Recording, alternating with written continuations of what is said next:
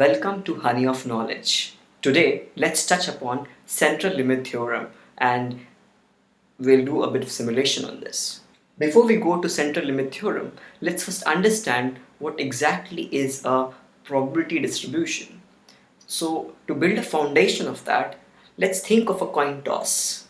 If you toss a coin, probability that it will give you a head is equal to half. Probability that it will not give you head, or rather it will give you a tail, is equal to also half. So let us suppose I want to plot the probability of head and this is the number of head. If I'm tossing a coin, at most I can get one head and at the minimum 0, and there is no other middle. So number of heads can be either 0 or it can be 1, none of other values. For 0, no head is half, so I'll have 1 point here, and for 1 head I'll also have half, so I'll have 1 point here. So net I have 2 points, and this kind of a graph is sometimes referred to as a distribution. Now this essentially is not a distribution because distribution is generally defined for continuous random variables. Now what is continuous? You might have understood that we are going from 0 to 1, there's nothing in between, so this is not continuous. And what is random variable? This number of head is your random variable. So we will jump to a more practical version of distribution function or distribution, and let's go from the discrete situation to the continuous one. Think of your friend John. He always reaches office between 8:55 to 9:05 a.m. So John reaches office between 8:55 to 9:05 a.m. Now, would it be fair to assume that he comes at any of the instance of time in this interval or in this duration? So if we can just plot it, this is time,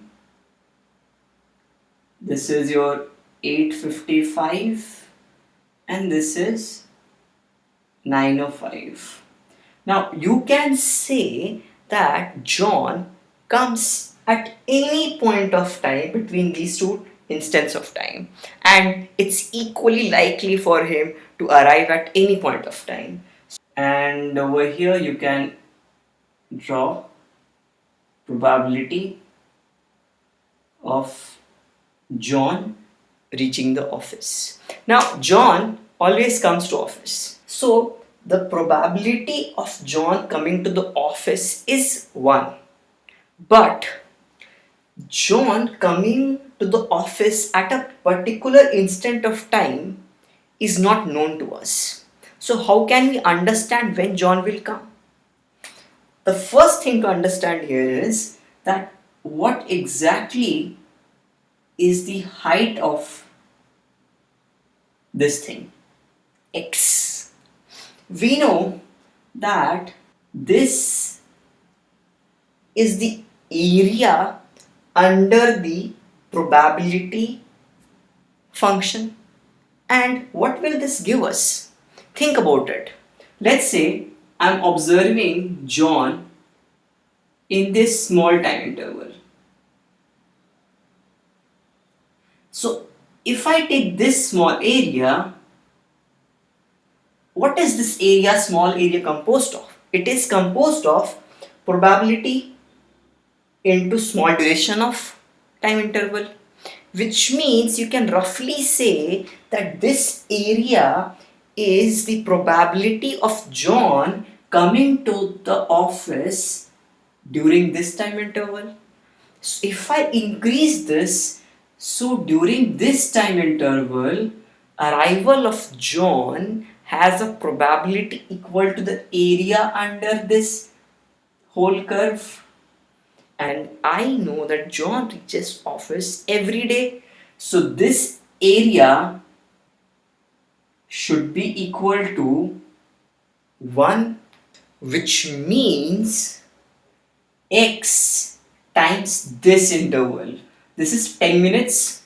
So x into 10 minutes is equal to 1, or x is equal to 1 upon 10 per minute, or 0.1 per minute.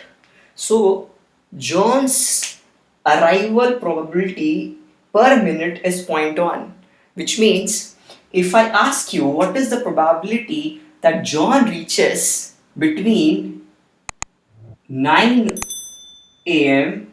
to 9:05 a.m., this is 5 minutes. So 5 multiplied by this will give us 0.5, and similarly for 8:55 to 9 o'clock. So having understood this very basic kind of a distribution function of continuous in nature, let's jump to our main point of discussion, which is normal distribution. And just for your clarification, this is the uniform distribution because this is uniform throughout. In the previous situation, we assume that John reaches the office at any point of time between 8:55 to 9:05 at a uniform rate. Now, this is not a very tractable kind of an assumption, because generally you don't see people coming at different points of time at a uniform rate. There is a certain kind of high likelihood region of time around, let's say, 9 o'clock. Because if 9 o'clock is the office time, you would observe John to reach office at around 9 o'clock a lot of times. So uniform kind of a distribution is not a good approximation for John's arrival time for the office. So let's look at a variant of this, which we know as normal distribution. Now this is your 8:55, this is 9:05, and this is 9 a.m.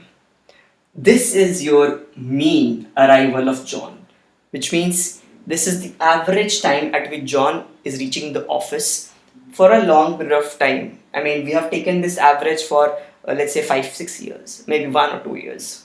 And in the case of normal distribution, the probability never drops to 0 at any point of time, which means John can come to the office much before 8:55 and much later than 9:05, which is kind of practical. John can reach office way early. Let's say he has something urgent in office, and he can also come way late. Let's say he has something urgent in home, or maybe he has got stuck in traffic. So this is a better kind of an approximation to John's arrival time, and this is known as the bell curve or normal distribution. So normal distribution, which is also known as bell curve, is a kind of good approximation to John's arrival time. And now we will be talking about normal distribution and why central limit theorem has a particular liking to normal distribution. So in simple terms, central limit theorem says that whenever you are taking n samples, x1 dot dot xn of size n each, which means this is a sample of n numbers. Any intermediate sample is a sample of n numbers, and this also is a sample of n numbers, and we are taking n such samples. Now, the essence of central limit theorem one of the versions of central limit theorem says that if you take any of these samples of n size each and take its average, it follows a normal distribution, which means that if you take x1, x2, xn and calculate the average, and when I take the average, what I do is I take all the n values inside and take its average. Similarly, I take all the n values inside and take its average, and for this also. So if I collect these numbers, the averages of these samples, these guys follow a normal distribution. So essentially we can say that average of the samples follow normal distribution. This is a symbol for follows and n denotes for normal distribution. So now let's head over to our simulation and understand what could be the size of n so that this follows a normal distribution. Because there's a key assumption in central limit theorem that n must be large. So when n is large, this follows normal distribution, or rather it is asymptotically following normal distribution. So let's head over to our simulation and let's check in the code for which values of n, or you can see a normal kind of a curve for probability distribution. Now comes the fun part, writing code on R. I just love doing this. So what we do here is we create a list. Now the list will contain the averages. If you recall central limit theorem, it is going to need averages.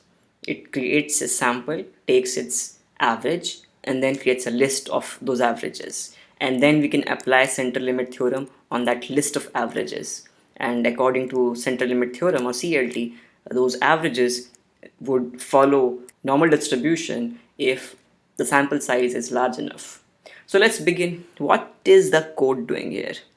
Sample size is equal to 2, 3, 5, whatever you want. We know we need a large sample size, but still let's just take it 2. And the sample size will be getting in here. This will be used in creating a list of averages, and this is a loop which is operating, and inside here you get a run if command. Run if essentially is runif. So runif is going to take out samples from a uniform distribution, and it is going to take out two samples, or rather two samples of sample size 2, because we have given sample size 2 as the specification. And then after taking out the samples, it will calculate its mean. Now once we have the mean, we will create a list of these means.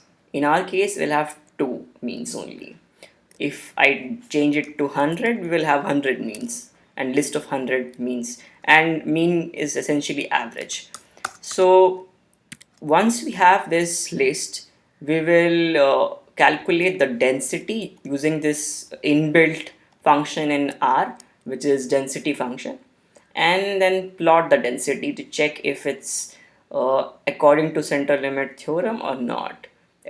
Essentially we would be looking for normal distribution.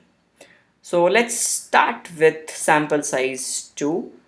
We need to select everything, so Control A and run. You can see that this guy over here is bimodal in nature, so definitely it's not normal. Let's run it couple of more times. 1, again bimodal, again. Let's change it to 5. Control A, run. Oh, now it's trimodal. Again, okay, now it's not trimodal or bimodal, but it's not normal, it's skewed.